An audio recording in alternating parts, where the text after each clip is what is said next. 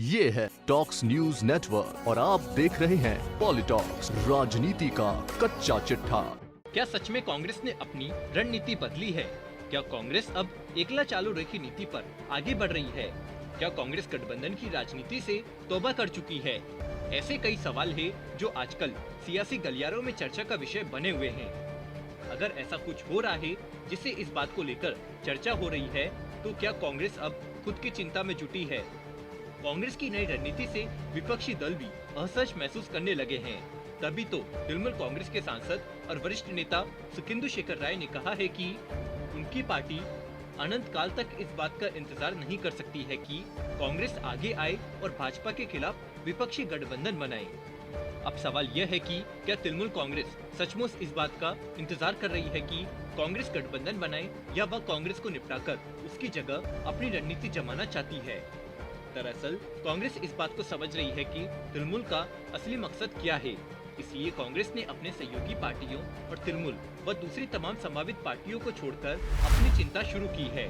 अब कांग्रेस एकला चालो रे की नीति के तहत आगे की रणनीति करने वाली है। इसको लेकर संकेत मिलने शुरू हो गए हैं।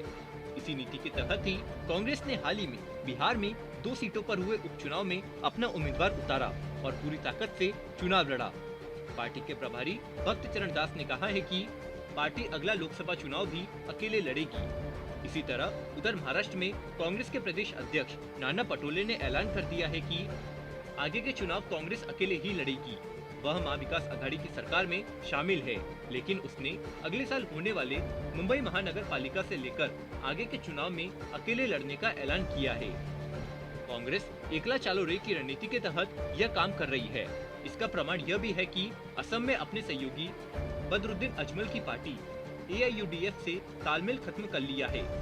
कांग्रेस अब आगे के चुनावों के हिसाब से वहां अपना नया गठबंधन बनाएगी या नहीं, इसको लेकर भी कुछ स्पष्ट नहीं किया गया है। कर्नाटक में कांग्रेस और JDS का गठबंधन था, लेकिन अब कांग्रेस पूरी तरह से अकेले राजनीति कर रही है। पार्टी के मौजूदा प्रदेश अध्यक्ष DK शिव कुमार ने 2023 के चुनाव में कांग्रेस के अकेले चुनाव लड़ने की रूपरेखा बनाई है।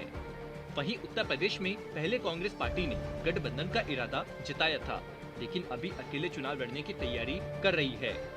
दरअसल लखीमपुर और आगरा वाले एपिसोड के बाद उत्तर प्रदेश में भाजपा के मुकाबले मुख्य विपक्षी की तरह कांग्रेस और प्रियंका गांधी वाड्रा राजनीति कर रही है।